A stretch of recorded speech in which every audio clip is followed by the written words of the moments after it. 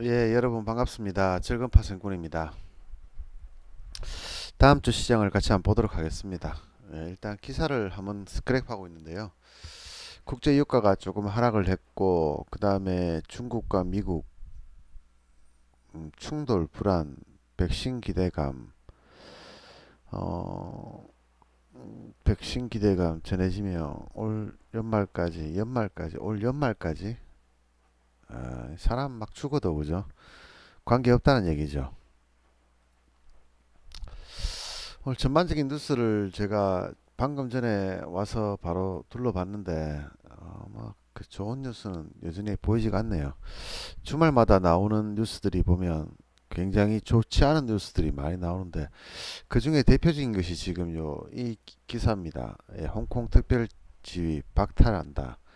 중국이 국가보안법을 홍콩의 국가보안법을 지금 개정하려고 나섰답니다. 근데 지금 미국이 가만히 있는 게 아니지 그죠? 예, 지금 중국과 내가 홍콩 정면으로 건드리며 일국 양제의 재평가 카드를 꺼내들었다.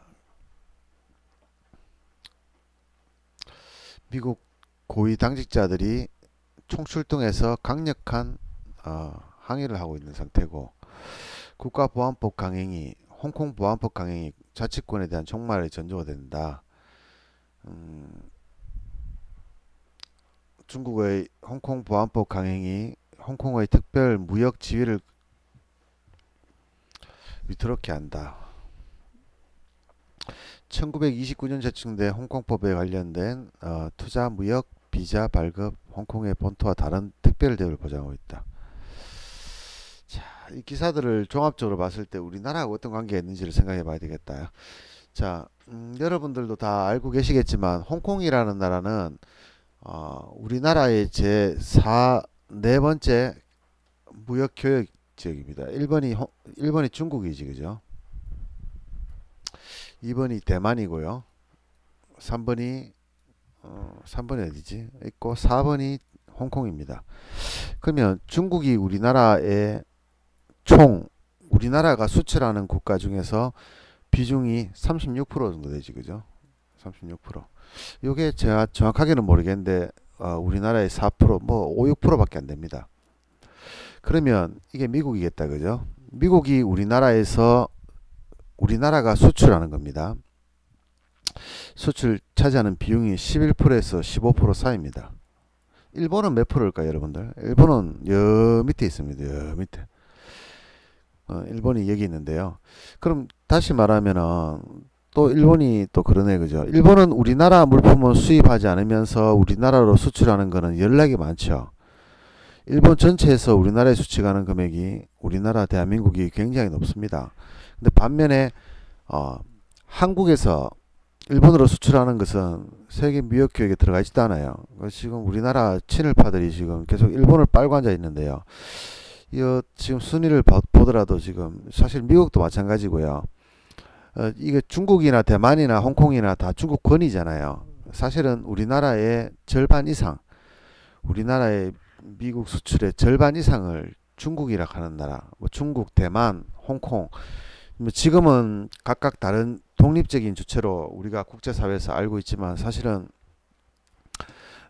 세계 4위의 세계 4위가 아니라 대한민국 수출의 4위가 바로 이 홍콩인데요. 홍콩이 중요한 이유는 또 한 가지 더 있습니다. 홍콩은 사실은 특별자치구라고 해가지고 지금 미국에서 이렇게 방금 여기 보시다시피 특별 대우를 받고 있어요 지금요. 그래서 우리나라도 이 홍콩에다가 수출을 합니다. 그리고 홍콩에서 나왔던 물량이 중국과 미국, 유럽에 이렇게 나가고 있는 물품이 상당히 많이 있죠. 면세를 해주니까 그죠. 근데 이게 지금 홍콩인데 홍콩이요 만약에 이걸 사라지게 되면은 우리나라에도 한국의 수출도 굉장히 큰 타격을 입게 됩니다. 뭐 크게 타격이 입지는 않지만 꽤 큰 타격, 경제 성장률 또는 수출 문제에 있어 가지고 GDP나 GNP 뭐 이런 문제에 있어 가지고 우리나라도 이 홍콩의 상황에 따라서 좀 충격을 받고 있습니다. 자, 이렇다. 일본이 우리나라에 대한 수출은 별로 없다. 인마들은 수입은 거의 없고 수출만 연락이 한다. 우리나라한테 덕이 전혀 안 되는 나라다. 뭐 사실 왜 중국을 빠느냐 이렇게 말하는 사람들이 굉장히 많이 있습니다. 우리나라가 사스를 어, 설치하고 나서부터 중국 관광객이 죽어가지고 우리나라 관광 산업이 완전 붕괴될 지경 왔죠. 근데 미국은 한국에 관광 옵니까 안 옵니까? 거의 안 오지 그죠? 예, 거의 안 옵니다. 한국에 관광 오는 사람들은 대부분 중국 사람들이 차지하고 있습니다.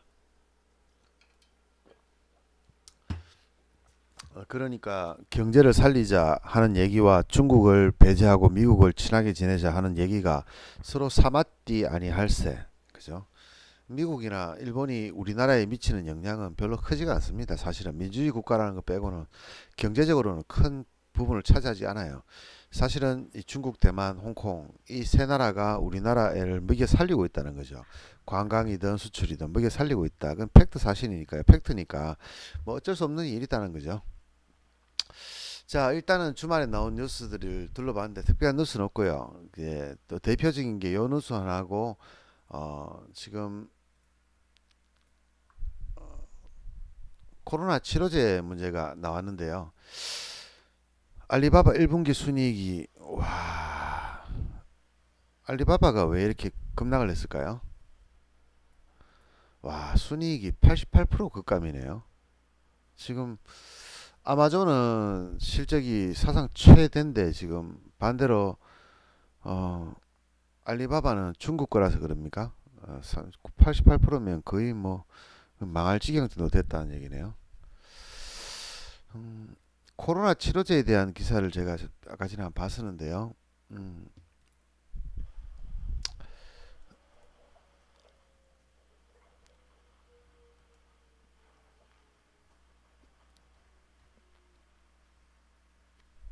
코로나 치료제가 지금 현재 별로 효과가 없다는 기사였는데 어디 갔노? 주가 연락에 올려놓고 이제 와서 효과 없다고 그런 소리 하면 안 되지 그죠? 예. 자, 그 기사를 찾을 수가 없는데요. 뭐 어딘가 있겠다 그죠?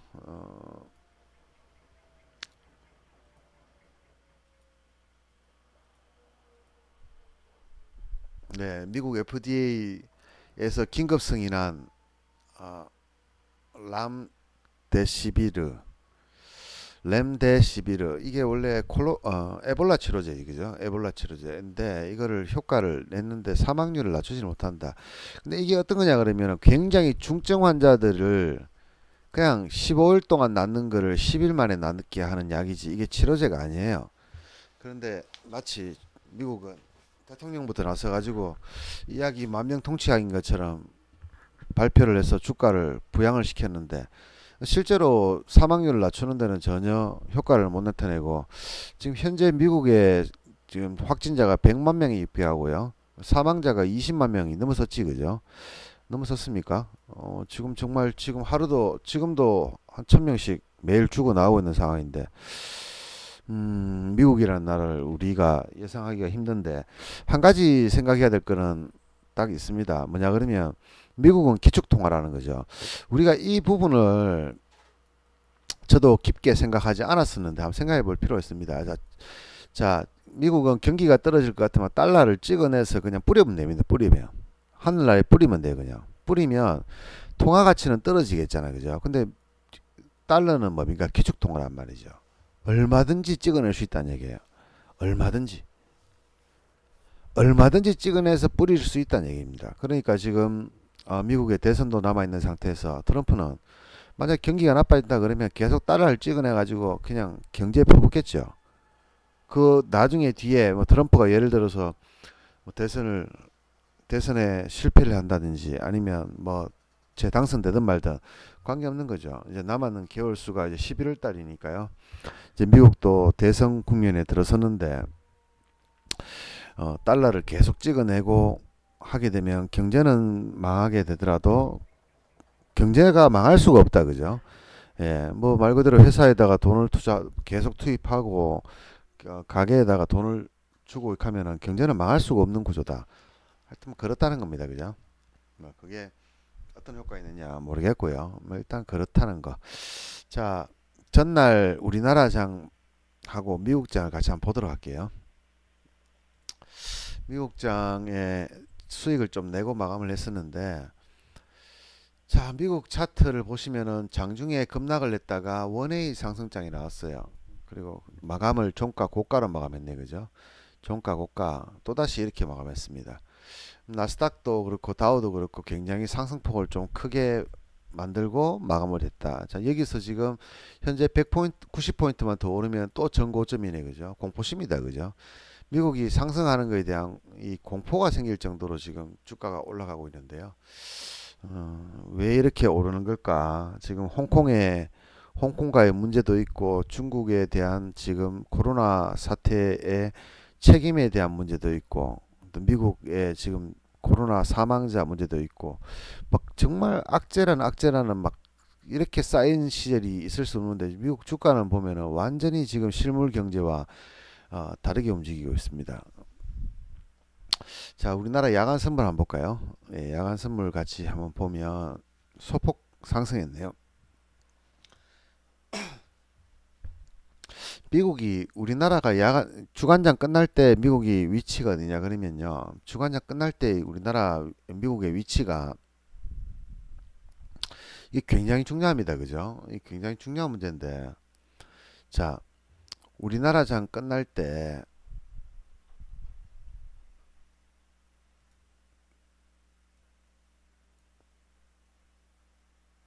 자, 여기쯤이네. 그죠? 여기쯤에 있었네요. 요 자리가 우리나라 끝날 때 미국장의 흐름이었어요.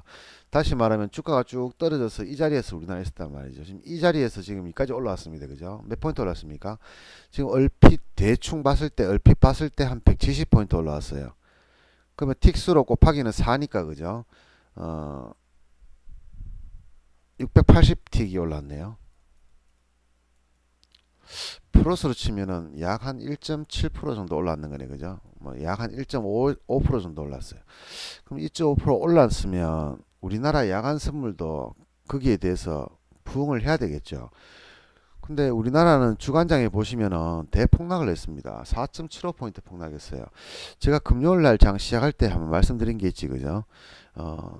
박스권으로 봤을 때, 요 박스권으로 봤을 때 여기 어디가 고점일지는 모르겠지만 반드시 요 하단까지는 내려올 거라고 얘기 드렸잖아요. 근데 지금 금요일날 하루 만에 주가를 6포인트, 5포인트 정도를 빠뜨렸습니다. 빠뜨려가 주가를 끌어내렸어요. 그죠? 그러면 미국도 이렇게 여기서 이렇게 쫙 올랐다가 요만큼 딱 떨어졌으면은 여기서 한 번은 좀 더 떨어져야 되는데 여기서 지금 이렇게 돼 버렸어요. 미국은요. 이 전고점에서 불과 얼마 이만큼 올라 버렸어요. 그럼 우리나라도 사실은 금요일날 이 4포인트나 내렸으니까 야간장에서 2에서 3포인트 정도는 되돌렸어야 되는데 이게 미니 선물이기 때문에 못 돌린 것도 있고요. 또 하락했던 이유를 가만히 쳐다보면은 홍콩 때문이죠. 홍콩 때문에. 홍콩이 금요일날 어마어마하게 폭락을 했습니다. 코로나 사태에서도 홍콩은 이만큼 폭락을 안 했었는데 지금 이번에 홍콩에서 홍콩에 법 개정을 나서면서 중국이 직접 나서면서요. 국가보안법을 개정 나서면서 홍콩이 대폭락하면서 상해도 폭락하고 또 대만도 폭락, 일본은 조금 떨어졌고 우리나라도 좀 약간 중폭의 폭락이 했고 근데 우리나라는 지금까지의 코스닥 같은 경우에 코스피 같은 경우에 저점 대비해서 35% 올라왔습니다. 지금 196점 얼마였습니까? 여기서 여기까지가 지금 현재 올라왔던 게 35% 올랐고 그 코스닥은 지금요 지금 60% 이상 올랐습니다. 지금 그러면요 생각을 해보면 전 세계적으로 봤을 때 지금 미국 같은 경우에 상승률이 한 5% 정도 되거든요. 그리고 뭐 유럽이라든가 이럴 때는 한 25에서 30% 정도 되고 지금 중국 같은 경우에는 5% 정도 올라왔어요. 코로나 이후에 사태 이후에 저점에서 얼마나 올라왔는지를 확인해 보니까 이래 올랐더라. 근데 대한민국은 코스피가 35%, 코스닥은 60%, 68%인가 그렇습니다. 그 70%가 올랐습니다. 엄청나게 올랐어요, 지금요. 지금 얘가 지금 600에서 놀다가 400까지 떨어졌다가 400까지 떨어졌다가요. 얘가 지금 코로나 이전 이상으로 올라와 있어요. 700까지 올라와 있는 거예요. 이런 상태에서 전 세계에서 대한민국 주요 국가 뭐 후진국들을 제외한 선진국이라고 하는 주요 국가들 중에서는 전 세계에서 가장 많이 올라왔거든요. 그리고 코스닥 같은 경우에는 다른 나라의 2배 정도 올라왔습니다. 코스피만 쳐도 다른 나라보다 최고 1등입니다, 지금. 근데 코스닥은 1등 중에서도 거의 곱하기 2배수란 얘기죠. 굉장히 많이 올라왔는 것도 있지만 미국이 이렇게 떨어지고 지금 홍콩도 떨어진 상태에서 미국은 이렇게 올라가 버렸다는 얘기죠. 미국은 또 이렇게 올라 버렸다는 얘기죠. 미국이 어디 갔노? 미국이 올라 버렸다는 얘기죠. 와, 제가 항상 얘기를 드리지만 분석하는 사람 입장에서 실물 경제와 이렇게 주가가 이렇게 이격이 많이 벌어지게 되면은 어느 정도는 이격을 좁히게 돼 있어요. 주가도 우리가 그렇잖아요. 그죠? 우리가 대표적인 주가를 보면 주가가 이렇게 급등하다 보면은 우리가 21선이 어디서 써먹느냐라고 여러분들이 21선이라는 거 어떻게 써먹습니까? 여러분들이 알고 있는 21선과 제가 알고 있는 21선은 완전히 다를 거예요. 뭐냐 그러면 책에 나와 있는 21선이라는 것은 뭐 예를 들어서 추세가 전환된다는 의미라든가 아니면은 뭐 20일 동안의 평균이니까 중기의 추세를 볼 수 있는 이렇게 뭐 자료가 된다든지 아니면 뭐 메이저들의 뭐 목숨줄이라든지 뭐 여러 가지 말들이 있지만 저는 이런 거 아예 보지도 않습니다. 그리고 중량 이런 거를 생각도 안 하고 아예 보지도 않습니다. 21선을 보는 이유가 뭐냐 그러면 현재의 주가와 이 21선 간의 이격을 보는 거지. 이격을요. 이 이격을 보는 이유는 뭐냐 그러면 주가가 지금 현재 너무 상승을 하고 있는지 아니면 정상적인 흐름을 갖고 있는지. 이격이 커지면 커질수록 시장은 비정상이라는 얘기예요. 비정상. 이격이 커지면 커질수록 비정상이라는 얘기예요. 이격이 좁을수록 주가하고 심리가 거의 맞아 떨어진다는 얘기죠. 그럼 지금을 우리 시장으로 보면 이게 주가라고 보고요. 이게 우리 심리라고 보자고. 그죠? 21선 심리 보면 이게요. 지금 벌어지다 안 돼 가지고 지금 엄청나게 벌어져 있어요.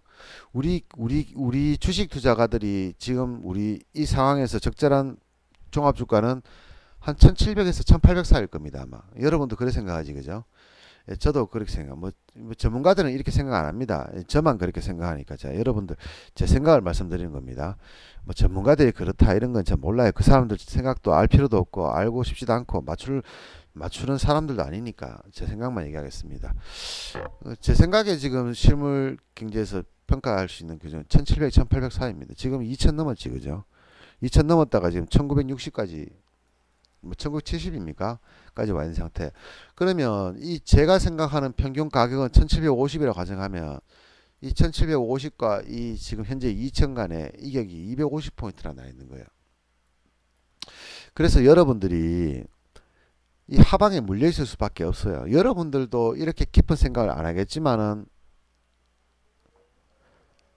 이 계속 지금 이 상태에서 하방이 떨어지기를 기다리고 있잖아요. 그죠? 이렇게 하방이 떨어지기 기다리고 있잖아요. 근데 개인들의 저도 일반 개인이기 때문에 일반 개인들의 우리 적정한 지금 종합주가의 그 수치는 1700에서 1800 사이란 말이죠. 1900도 안 돼요. 그렇죠. 여러분들 다 그렇잖아요. 그죠? 저는 4월달 중순쯤에 상방을 포기하면서 그죠? 제가 이 생각을 좀 했어요. 지금 현재 종합주가의 적정한 수는 그 당시에 1400이었거든요. 4월 중순에 제가 적당하다 했던 건 1400에서 왜냐하면 주가가요 이렇게 폭락을 하다가 이렇게 조금 올라왔었어요. 이게 1500까지 이렇게 1500, 1600대까지 올라왔어요. 저는 이것이 다시 꺾였다가 쌍바닥을 찍고 이렇게 올라가지 않겠나 뭐 이렇게 생각을 했거든요. 그래서 이 4월 중순경에 제가 생각했던 적정한 종합주가는 1400대였단 말이에요. 근데 종합주가는 1500, 1600, 1700, 1800 올라갔잖아요. 그러니까 나는 여기서 머물러 있어요. 아직까지요. 미국 다우지수도 마찬가지입니다. 미국 다우도 여기서 머물러 있습니다. 지금 나스닥만 지금 V자 대반등이 나왔는 거예요. 지금요. 다우도 폭락해서 딱 절반 정도 올라온 상태에서 머물러 있고, 근데 우리나라의 종합주가는요, 종합주가 중에서 코스피는 미국 나스닥 미국 나스닥의 영향을 받아서 2000에 와 있고 우리나라 코스닥은 이거 올라간 거에 2배가 올랐어요. 곱하기 2배가. 그러니까 뭡니까? 사실 우리가 코스피를 기준으로 분석을 하다 보니까 종합주가가 얼마나 올라왔는지 지금 시장이 어떤 시장인지를 잘 분간을 못할 수도 있는데 코스닥을 예상을 들면 코스닥은 이미 코로나 이전을 벗어난 지가 애진작에 벗어났어요. 지금요. 코로나 사태가 벌어진 이후의 상승 하락을 이미 진작에 다 회복했다는 얘기죠. 그러면 한번 생각을 해보면요.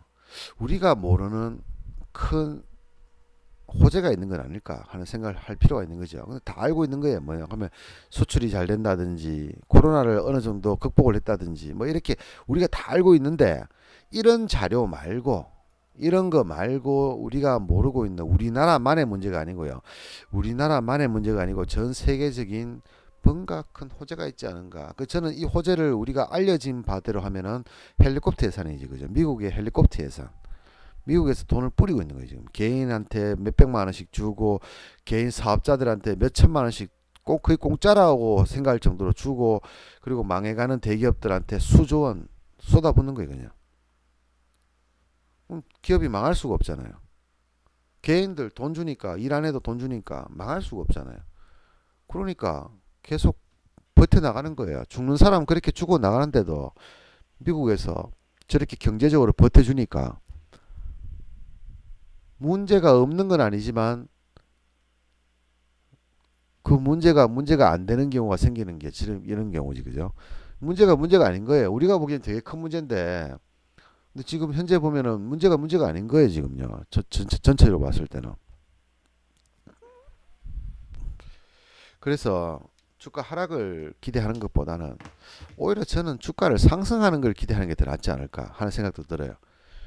근데 이제 와서 그런 얘기 해봤자 별 의미가 없기 때문에 제가 이런 얘기 하지는 않고 그리고 이미 종합주가는 2000까지 올라왔는 상태이기 때문에요. 여기서 더 올라간다라고 저는 생각을 할 수가 없어요. 그죠?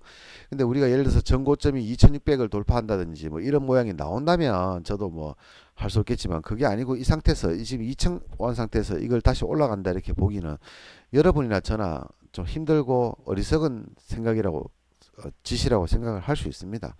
그래서 근데 문득 그런 생각이 들어요.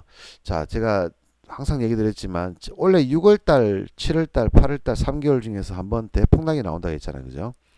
근데 이게 작년에서 제가 얘기했던 뭡니까? 아래 공포에서 나온 거죠. 아래 공포. 단기 금리 차로 인한 공포가 원래 6, 7, 8월 사이에 18개월이 넘어갑니다. 그죠? 그래서 이때 금융위기가 한번 와야 되는데 이 3월 달에 와버렸단 말이죠. 이게 3월 달에 와버렸어요. 그래서 사실 이달 어디 될지 모르겠어요. 뭐 떨어질 수도 있겠지, 그죠? 근데 떨어지는 게 사실 뭐 때문에 떨어집니까? 사실은 저는 이걸로 작년 3월 달에 이야기를 했었단 말이지, 그죠? 작년 3월 달에 이걸로 이야기를 했고 5월 달에도 이야기를 드렸거든요. 그런데 지금 오는 거는 뭡니까? 이 코로나 사태로 이게 오는 거예요. 사실 사건은 틀린데 시장의 방향을 보면은 맞지, 그죠? 예, 원래 3월달 예상 외였지만 대폭락이 나왔습니다. 대폭락. 그러면 이제 6, 7, 8월 달에도 한번 폭락이 나올 때가 됐다라고 저는 생각을 해요. 근데 나오더라도 이 폭락이 나오더라도 또 12월 달쯤 되면은 뭐랍니까? 코로나 치료제가 나오겠죠. 그럼 뭡니까? 주가가 다시 한번 떨어지더라도 어느 시점에서는 또 다시 올라갈 수 있겠다, 그죠? 그러면 요 구간이 한번 나올 수 있겠다. 그러면 전반적으로 봤을 때 올해의 전체적인 시장을 봤을 때 여기서 이렇게 간다는 생각을 못 할 것 같아요. 여기 2000 이 자리에서 이렇게 간다는 생각을 못 할 것 같고 이렇게 갔을 때는 또 재미가 없을 가능성이 높아요. 어떻게 간다?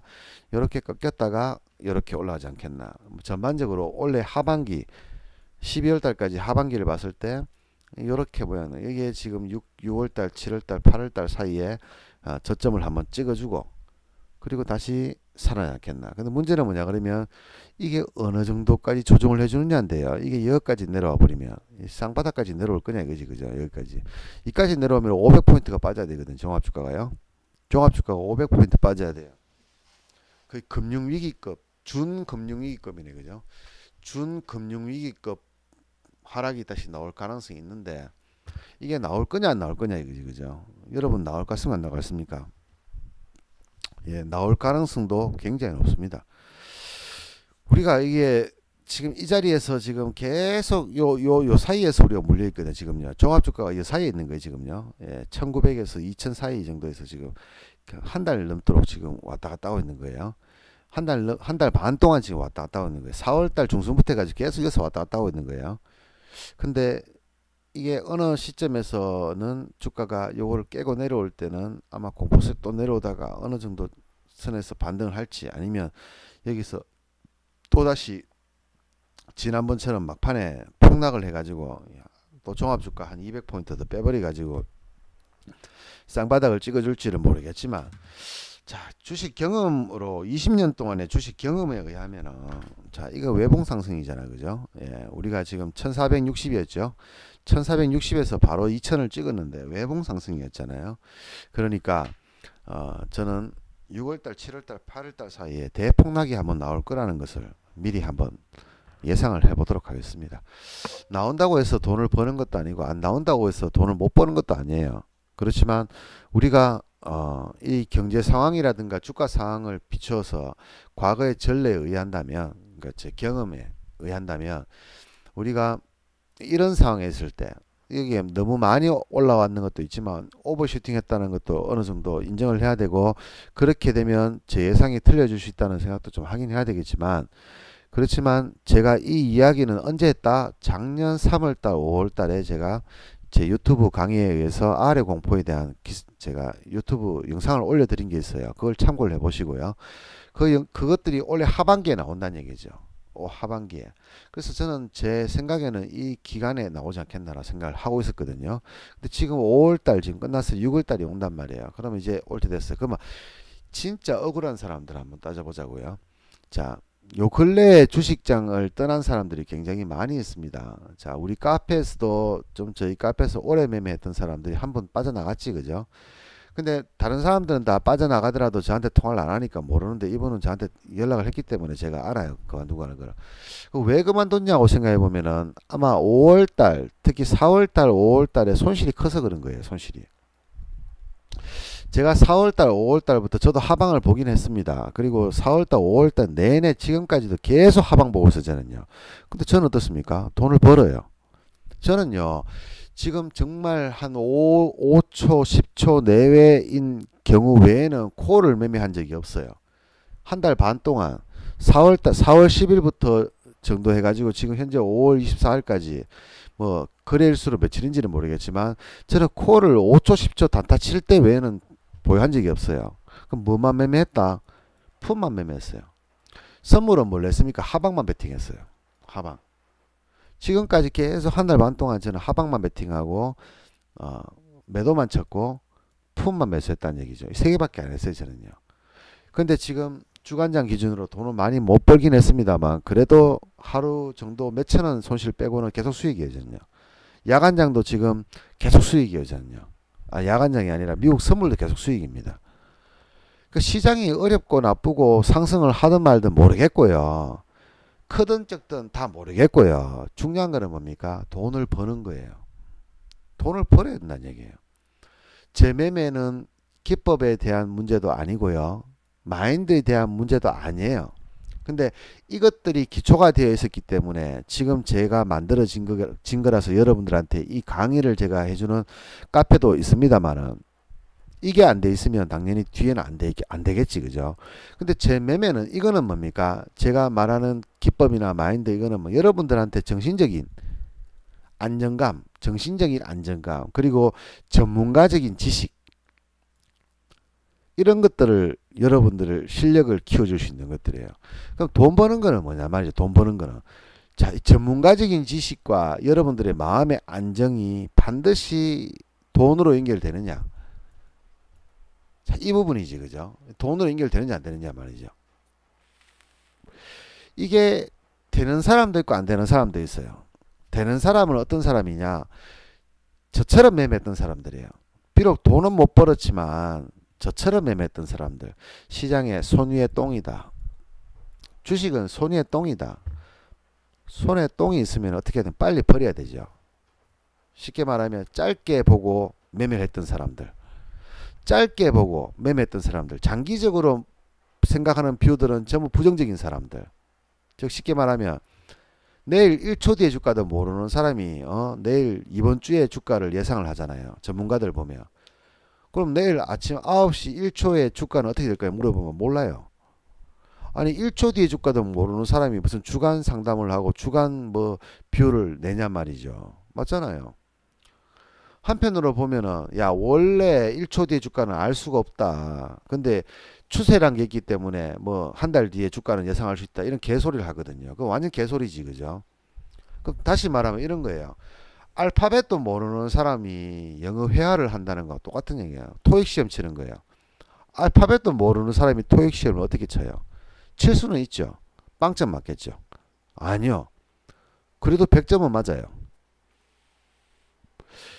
우리가요 시험을 쳤을 때 오지선다 중에서 3번만 찍었을 경우에 받는 점수가 100문제라 그러면 어떻습니까? 확률적으로 봤을 때 33점이 많습니다. 그죠? 아닌가? 20점이 맞네. 20점. 그죠? 근데 출제자의 의도가 있기 때문에 플러스 마이너스는 있겠지. 그죠? 20점 맞아요. 근데 실력 없는 사람들은 어떻게 하냐 그러면 100문제가 있으면 빵점 맞는 경우도 있어요. 실제로요. 왜? 틀리는 답만 골라 찍는 기라. 차라리 3번만 찍어도 20점은 맞는데 평균 20점은 맞는데 실력 없는 사람들은 뭡니까? 20점도 못 맞는 경우도 있어요. 알파벳도 모르는 사람한테 미분적분 가리키는 거랑 똑같은 얘기예요.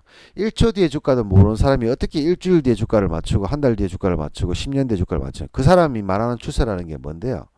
추세라는 거는 깨라고 있는 거예요. 추세라는 것은 돌파라고 있는 거란 말이죠. 추세는 돌파라고 있고 깨라고 있는 거지 지 마음대로 이렇게 지키라고 있는 게 아니란 얘기예요. 그러니까 이 사람이 말하는 것 자체가 거짓말이에요. 그러니까 뭡니까? 이렇게 저처럼 부정적인 사람들이 이 기법과 마인드를 딱 배우게 되면 바로 돈을 벌어요. 뭐 반드시 이런 사람만 그렇게 되는 건 아닌데 제가 사람을 많이 가르쳐 보니까 평균적으로 그렇게 되더란 말이죠.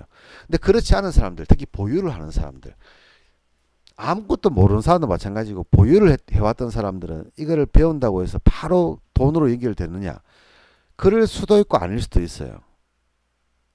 그럴 수도 있고 아닐 수도 있는 거예요. 항상 그런 거예요. 저한테 배운다고 해서 돈을 다 법니까? 그럴 수도 있고 아닐 수도 있는 거예요. 그죠? 그 사람이 출제자의 의도를 얼마나 빨리 깨닫느냐. 쉽게 말하면 얼마나 열심히 하느냐죠. 자, 우리가 공부만 열심히 하면 서울대 갑니까? 여러분들도 다 공부해 봤잖아요. 공부 죽으라고 하는 친구들 주변에 있잖아요. 그런 친구들 지방대학교 가는 경우 많이 봤지. 그죠? 근데 서울대 간 놈들 어떻습니까? 맨날 실실 놀다가 마치고 나면 당구 치러 가고 뭐 하지 마라 하는 나쁜 짓 다 하고 댕기고 그런데도 서울대 들어가요. 그러면 얘가 서울대 가는 거는 뭡니까? 얘들이 서울대 가는 거는 저도 서울대 못 갔기 때문에 잘 모르겠습니다만 제 생각은 그래요. 얘네들은 원래 머리가 좋은 거예요. 타고난 암기력이라든가 이해력이 틀린 거예요. 우리가 암기력과 이해력은요 타고나는 거잖아요. 그죠? 머리 좋은 거는 타고나는 거예요. 엄마 아버지가 머리가 좋아야 돼요. 엄마 아버지가 머리 졸라 아픈데 아들이 머리 좋을 수가 없어요. 이거는 정말 후천적으로 열심히 하는 경우예요. 근데 열심히 하는 거는 한계가 있어요. 열심히 하는 거는 한계가 있어요. 이 머리가 좋지 않으면 열심히 해봤자 안 되는 사람이 더 많다는 얘기죠. 되는 사람도 있긴 있어요. 간혹 개천에서 욕나는 사람들 있긴 있는데 대부분의 사람들은 안 돼요. 똑같습니다. 그죠? 천성적으로 머리가 좀 타고나고 이해력이 빠르고 논리력이 좀 빠른 사람들은 특히 공부를 못해도요. 사람이 눈치가 좀 빠르고 이해력이 빠른 사람들이 있어요. 공부머리만 없을 뿐이지. 그런 사람들은 좀 빨리 배울 수 있고 쉽게 배울 수 있고 돈도 빨리 벌 수 있어요. 그래서 저하고 같이 있는 동안 한 달, 두 달, 석 달, 뭐 빠르면 한 달이고 길면은 3개월 동안 있으면서 이 출제자의 의도, 절파의 의도가 아니고요. 이 메이저의 의도를 알아야 돼요. 메이저의 의도를. 제 의도를 알 필요 없어요. 제가 알고 있는 것은 시장의 10%밖에 안 돼요. 제가 많이 드리잖아요. 말씀 많이 드렸잖아요. 이 시장이라는 거에 저는 알고 있는 건 10%밖에 안 돼요. 나머지 90%는 모른다는 얘기예요. 제가요. 그러니까 내 거를 가지고 10%밖에 안 되는 걸 가지고 시장을 평가하면 안 돼요. 그러면 어떻게 웅울한 개구리가 돼버리잖아요. 그렇게 하는 게 아니고요. 공부라는 거는 이 큰 시장에서 요만큼밖에 없는 내 거를 가지고 시장을 판단하는 게 아니고요. 이 시장을 바라다 봐야 되는 거예요. 시장을. 이 메이저의 의도를 알아야 됩니다. 의도를. 얘 눈치를 봐야 된다는 얘기예요. 얘 눈치. 내 눈치를 볼 필요 없어요. 내한테는 배우면 끝이에요. 그냥. 저한테는 한 달 배우고 3개월 배우면 끝나는 거예요. 그냥요. 그러면 주식시장에 대한 다른 거는 몰라도 10% 주식 전체의 10%에 대한 사항을 알게 돼요. 근데 문제는 90%가 모르잖아요. 90%를 모르기 때문에 어떻게 해야 된다. 이 메이저들의 의도를 알아야 되는 거예요. 출제자의 의도. 우리가 성문 기본 영어를 본다고 해서 바로 회화를 하는 게 아니잖아요. 그죠? 수학의 정석을 본다고 해서 미분적분을 할 수 있는 게 아니잖아요. 근데 수학의 정석을 안 하고 성문 기본 영어를 배우지 않고는 영어를 할 수가 없어요. 이거를 배우는 이유는 뭡니까? 이 뒤에를 하기 위해서 하는 거예요. 마찬가지예요. 저한테 배우는 이유는 주식시장의 10%만큼이라도 알기 위해서 하는 거예요.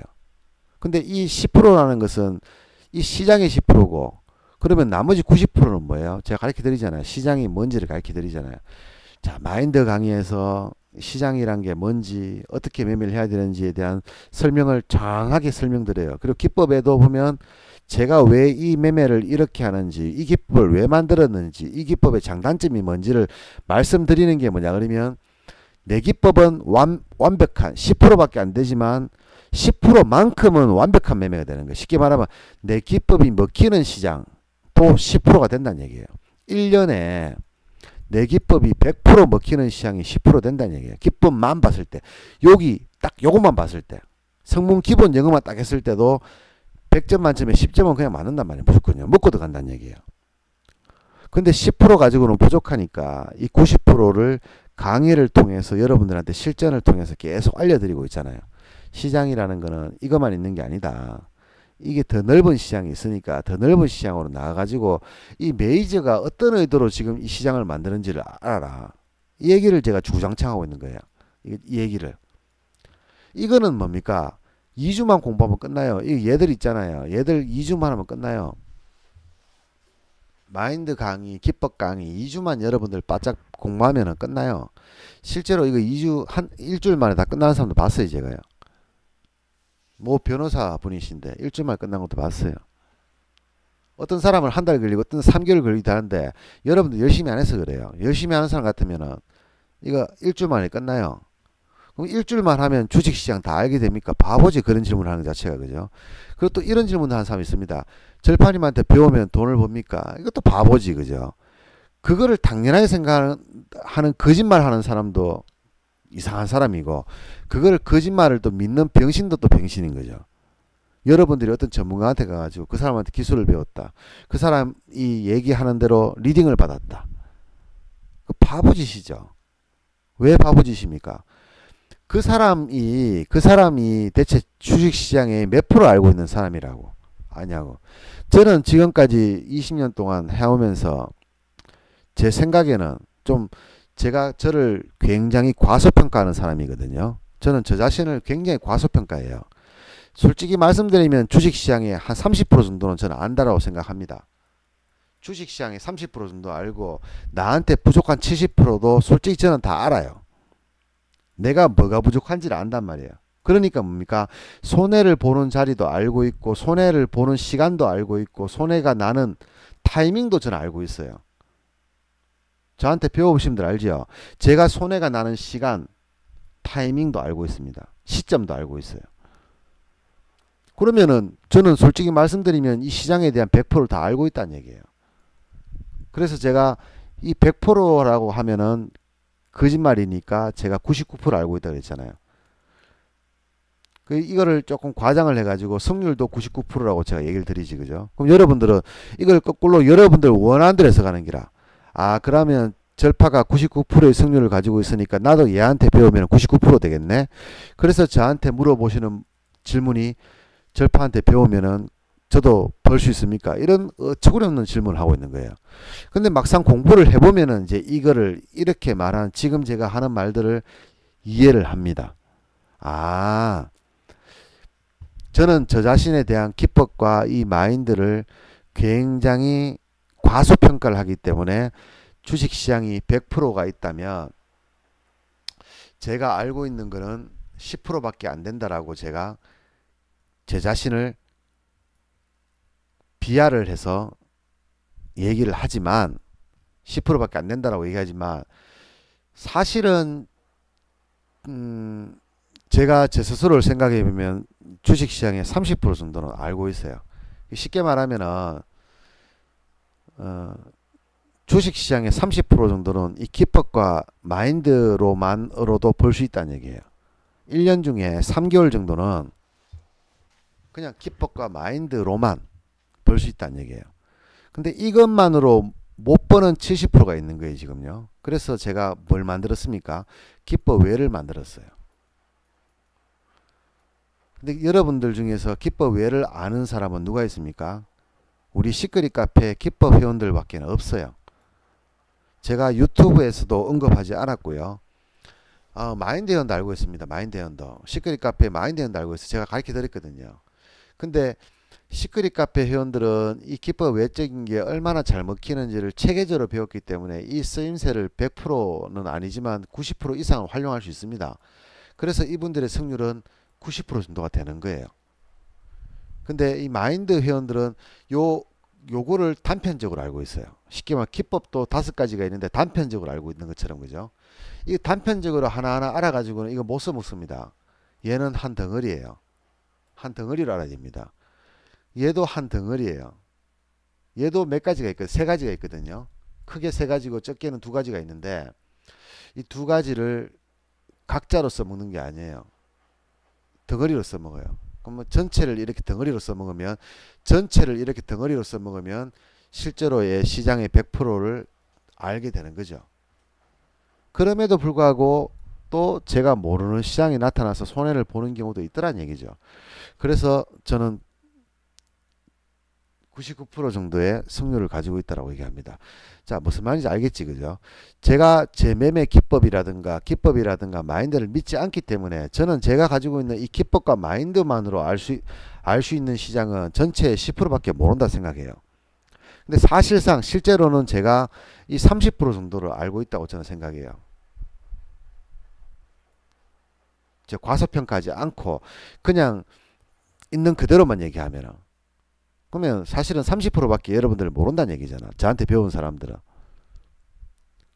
근데 저는 이 70%를 알고 있어요. 알고 있기 때문에 매일 벌고 꾸준하게 버는 거죠. 근데 이 부분은 기법 외적인 부분은 간단하지가 않아요. 예를 들어서 기법 같은 경우에는 기법 이렇게 써먹어라. 2번 기법 이렇게 써먹어라. 다예요, 이게요. 이거 배우는데 며칠 걸리겠어요? 2주만 하면 끝나요, 그냥요. 근데 기법 외적인 거는 뭡니까? 말 그대로 실전 문제예요. 실전 문제예요.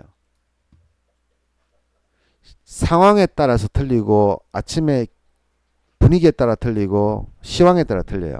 상승장에서 콜을 잡을 때 틀리고 상승장에서 풋을 잡을 때 틀리고 양압이 높을 때 틀리고 적을 때 틀려요. 쉽게 말하면 모든 거를 통합해 가지고 실전에서 써먹는 거란 얘기죠. 그러니까 실제로 저는 이 기법이나 마인드로 매매하는 게 아니라 뭘로 써먹는다? 기법 외적으로 써먹는다. 이 기법 외적인 것과 기법이 같이 되는 장은 억수로 쉬운 장입니다. 그런 장 저는 되게 편하게 벌어요. 많이 버는 게 아니라 편하게 벌어요. 그런데 기법만 먹히는 장은 어렵게 법니다. 그러니까 저는 뭡니까? 못 벌어도 수익을 낸다는 얘기예요. 시장이 아무리 어려워도 지금 이렇게 폭등하는 장에서 맨날 풋으로만 매매를 하는데도 저는 손해를 보지 않고 수익을 낸다는 얘기예요. 이제 알겠지, 그죠? 그동안 제 카페에서 공부를 열심히 했는 사람들 제가 왜 버는지 이제 알겠죠. 근데 이런 설명도 해드리면 안 되는데 이런 설명을 해드리면 안 돼요. 그럼 여러분들이 이제 이걸 궁금해 할 거잖아요. 그래서 그렇게 하면 안 돼요. 안 되는데 요 근래에 퇴출되시는 분들 중에서 열심히 연구소에서 공부하신 분도 있는데 그분이 자기가 왜 퇴출된지를 몰라요. 제 매매를 90% 알고 계시다고 하는데, 제가 저번에 이런 얘기를 했어요. 한 달 정도 전에 이분이 2018년도부터 제 카페 연구소에 오셔서 공부를 하셨던 분인데, 자기는 제 매매를 90% 알고 계신다네요. 그래서 제가 얘기를 했습니다. 실제로 알고 계시는 거는 저의 10%밖에 모른다고. 근데 요분이 이제 주식을 그만두게 됐어요, 이번에요. 요 5월 달에 손실이 되게 컸던 모양이에요. 그래서 그만두게 됐어요. 근데 뭔가 되게 억울하셨던 거라. 난 당신한테 정말 열심히 배웠고, 근데 저한테 배운 게 아니지, 그죠? 혼자 배우신 거지, 그죠? 그냥 유튜브에 나와 있는 거 보고 그냥 혼자 이기신 거죠, 그냥. 그렇게 보고 배우고 열심히 했고, 당신의 90% 알고 있는데, 나는 대체 뭐가 잘못된 거냐, 이거라. 뭔가 되게 억울하신 것 같아요. 근데 제가 얘기를 드렸잖아요. 본인이 알고 계신다 하는 게 제 거의 10%밖에 안 된다는 거. 사실 시끄리 카페에서 한 달 배운 사람보다 실력이 떨어져요. 제 매매 기법적인 면에서 보면요. 근데 이걸 100% 알아도 10%밖에 안 된다라고 제가 얘기를 드리는데, 이 100%에 10%밖에 모르니까 쉽게 말하면 이 사람은 시장의 1%밖에 모르는 사람이에요. 1%밖에 모르는 사람이 99%의 시장을 자기 마음대로 해석을 해서 매매했다는 거죠. 그러니까 당연히 깡통차죠. 이분도 똑같이 하방 베팅하고 풋을 잡았을 거예요, 분명히. 이번 시장에서. 저도 똑같이 풋을 잡고 하방을 잡았어요. 근데 결론은 어떻습니까? 저는 적게 벌었지만 계속 벌고 있어요. 근데 저분은 퇴출되는 거예요. 퇴출되는 돈이 100만 원 날렸다고 그만두겠습니까? 아니겠지. 최소한으로 몇천만 원 날렸겠죠. 아니, 저한테 2년을 배웠었으면서 저한테 쭈쭈바 하나 사주면서 왜 그랬어요 대체? 난 이해가 안 됩니다. 여러분들이 100만 원가 투자하시는 분 같으면은 저한테 날리면 제가 기술 가르친다 그랬잖아요. 저한테 날리면요 기술은 가르쳐 줍니다 제가. 근데 메이지들한테 날리면요 아무것도 안 가르쳐 줘요. 다음에 또 돈 들고 오라 그럽니다. 아무 교훈을 안 줘요. 근데 저는 얘기했잖아요. 저한테 돈 날리면, 돈 날린다 하는 게 이상하지만 저한테 저를 도와주시면 기술이라도 가르쳐 준다고. 저 그 얘기 그렇게 하고 저희 카페에서 몇 년을 있어 보신 분이 3년째 만 3년째를 있어 보시는 분이 왜 그랬어요 대체? 예. 뭐가 억울해요. 제가 보기에는 억울한 게 하나도 없구만. 제 거에 10%도 안 되는 1% 전체 시장의 1%밖에 모르는 거를 가지고 99%를 다 적용을 했으니까 당연히 안 되죠. 나도 내 기법 30% 정도 시장의 확률이 있지만 실제로는 제가 10%밖에 안 믿는다고 얘기했고, 그래서 이 70%를 어떻게 해결할지를 끊임없이 지금도 노력하고 있는데, 저는 상승장에서 하방으로도 먹고 하방장에서 상승장에도 먹어요. 저는요. 어떻게 먹는지도 알고 있고 또 내가 손해를 보는 자리도 알고 있고 내가 손해를 보는 시간도 알고 있어요. 그것보다 더 완벽한 게 어디 있어요? 자기가 돈 날리는지 알면서 돈 날리는 사람이 어디 있습니까 세상에? 저는 그래요. 아침에 시장을 30분 지켜보면 내가 오늘 얼마 먹을지도 알고 있어요. 딱 끝날 때쯤 되면 딱 정확합니다. 아 오늘 30만원짜리 시장이네 싶으면 딱 마치고 나면 30몇만원 벌었어요. 오늘 손해보겠는데 하면 안되겠는데 캤는 날 저는 딱 매매해가지고 잘 벌다가 또 맞아가지고 또 손해를 봐요. 요즘 어떤지 압니까? 아이고 손해보겠는데 싶으면 매매 안 해버려요 그냥요. 그러니까 뭐 손해를 안 보는 거예요. 옛날에는 그런지 알면서도 매매를 했어요. 왜? 내가 손해를 본다라고 생각했지만 실제로는 수익 나는 경우도 굉장히 많았거든요. 그날이 또 예를 들어서 만기 주라 그러면은 매매 안 할 수도 없잖아요. 그러니까 매매하다가 두둑이 맞더라도 매매를 하는 거예요. 실제로 두둑이 맞는 날도 있고 안 맞는 날도 있어요. 그러니까 하는 거예요 그냥. 근데 요즘 어떻든지 압니까? 요즘은 아침에 잠깐 지켜보다가 아이씨 손해보겠는데 싶으면 안 해요 그냥. 그러니까 손해를 안 보지. 대신에 돈도 못 벌어요. 왜? 손해를 본다라고 하는 날 손해를 반드시 보는 건 아니거든 제가요. 수익을 낼 수도 있어요. 수익을 내는 날이 더 많았어요. 이거 참 쉬운 장인데 싶을 때 손해난 경우는 거의 없어요 저는요. 거의 없습니다 진짜. 정말 거의 없어요. 근데 좀 어려운 시장이다. 아까 얘기했다시피 좀 어려운 시장이다 라고 생각했는데 그런 날은 손해를 볼 수도 있어요. 근데 그런 날에도 수익을 난 날이 더 많아요. 그러니까 저는 돈이 필요하니까 그런 날도 매매를 했고 그 결과가 약 한 10% 정도 10번 중에 한 번 정도는 손해를 봤어요. 10번을 사고 팔면 한 번은 손해를 봤단 말이에요. 그 손해 금액이 크면은 200만원도 손해보는 날도 있을 거예요. 적으면 30만원 손해보는 날이 있을 거, 더 적은 날에는 7천원 손해보는 날도 있을 거, 3천원 손해보는 날도 있어요. 그러면 3천원 손해보고 한 번에 손해봤다, 저는 접어버려요 그날. 그러면 그날은 6만원이라도 벌고 마감하는 거예요. 옛날에는 이렇게 안하고 꼭 40만원 50만원 마이너스 나고 마감했거든요. 근데 이제는 뭡니까, 사실 손해봐야 되는 날인데도 수익을 보고 마감해버리는 거예요. 대신에 수익금이 적어요. 적어도 벌었잖아요. 그럼 됐는 거예요. 자, 일단 월요일 내일장은 그렇습니다. 내일장을 예상을 또 1시간 잠깐 하고 끝내려고 그랬는데 또 1시간 해버렸네요. 자, 내일장을 한번 예측을 해볼게요. 내일장은 일단 미국장을 봐야 되겠죠. 미국이 9,400 와 있는데 여기서 또 올라갔다 떨어질지 아니면 이렇게 떨어졌다가 더 밀릴지, 지금 미국을 전체적인 크기로 보면은 이렇게 올라왔다가 쭉 밀렸다가 다시 이만큼 올라온 이 상태인데 이렇게 돼야 될 거라고 저는 생각하는데, 제기다시피 저는 이렇게 될 거라고 생각하고 풋을 잡고 하방을 베팅할 거예요. 근데 이게 이렇게 되잖아요. 그렇다고 해서 제가 하방을 안 잡는 게 아니에요. 똑같이 하방 잡을 거예요 저는요. 그러니까 제 비유는 하방입니다. 그냥 제 비유는 하방인데, 하방이 안 나오면 좀 어렵게 벌 거고요, 하방이 나오면 쉽게 벌 거예요. 그거 차이입니다. 그냥 금요일날 폭락했잖아요. 제가 조금 애매하긴 했지만 그래도 언뜻 255까지 떨어진다는 얘기를 했기 때문에 사실은 떨어진다는 걸 예측을 했다는 얘기잖아요. 근데 왜 제가 강력하게 금요일날 하방입니다 얘기를 안 했겠습니까? 이거 때문이죠. 미국 때문이지. 미국 때문에. 금요일날 하방이 나왔다고 해서 만약에 금요일날 풋배팅을 했다 그러면 또 월요일날 쳐물리고 시작하는 거예요. 또 박살나는 거라. ELW 풋 잡으신 분들 또 박살나는 거라. 또 폭락할 때 먹지도 못하고 월요일날 또 박살나는 거예요. 그런 사람들이 있다니까요. 내가 하방이라고 강력하게 얘기했는데 실제로 하방이 나오면 어떻습니까? 255 올 줄 알고 종가에 풋 잡는 사람들이 있어요 분명히. 그래놓고 다음날 올라가니까 어떻습니까? 내 욕하는 거라. 야 니가 255 온 다음에 이 새끼야 이렇게 하고 있거든. 그런 사람들 한두 사람이 제 기분을 잡쳐버려요. 우리 카페에 물도 흘려버리고. 그러니까 제가 지금은 이 미국장과 우리나라장 그리고 실물경제와 주가와의 이격이 큰 상태이기 때문에 제 기준에서 지금은 1750 수준인데 종합주가는 2000을 가 있는 상태이기 때문에 제가 강력하게 상방 하방을 말하지 않습니다. 그렇지만 저는 얘기했다시피 상방 베팅 안 할 거예요. 이 자리에서는요.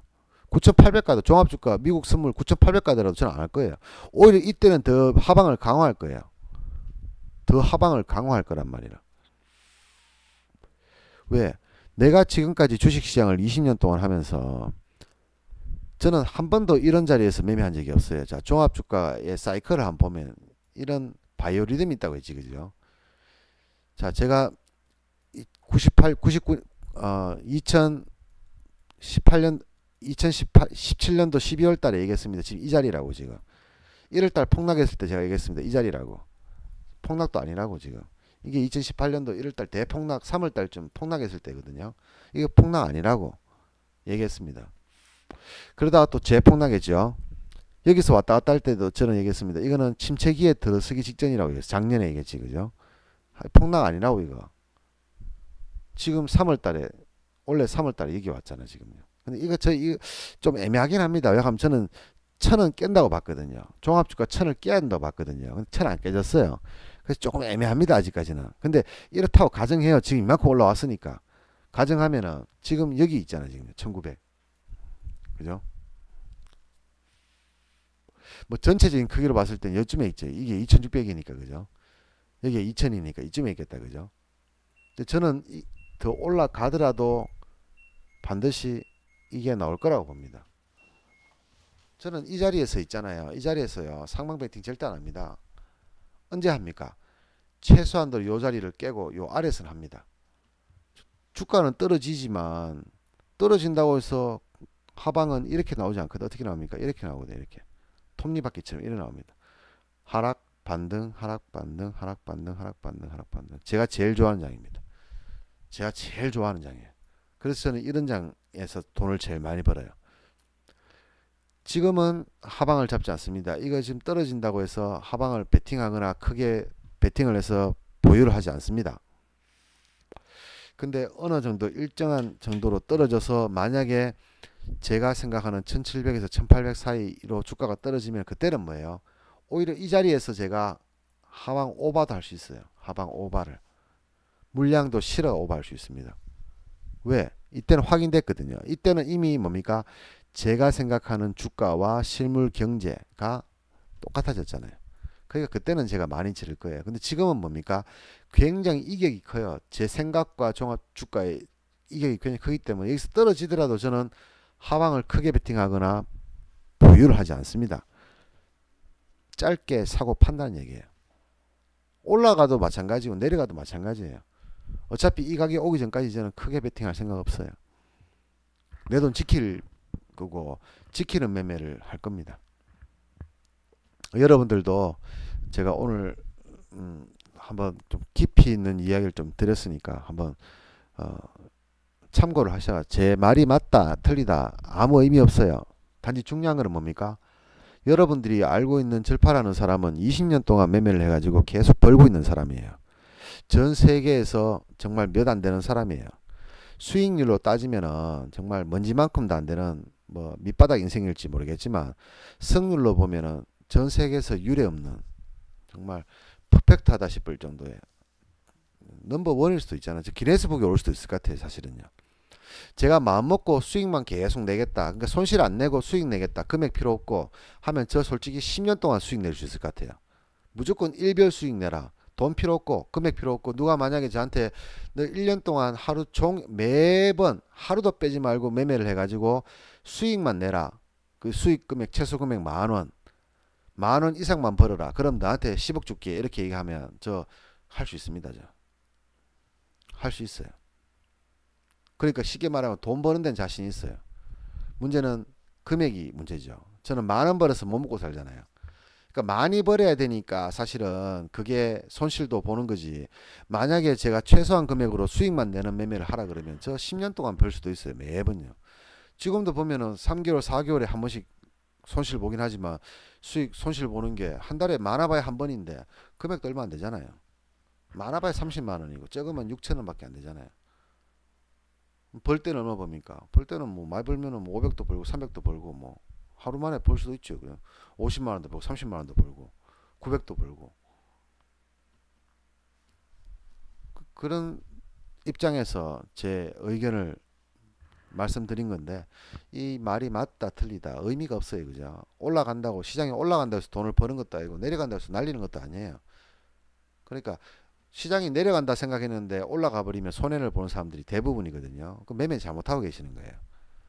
그 사람은 자기 스스로가 신도 아닌데 신인 것처럼 착각을 하고 계시는 거예요. 그러니까 손해를 보는 거예요.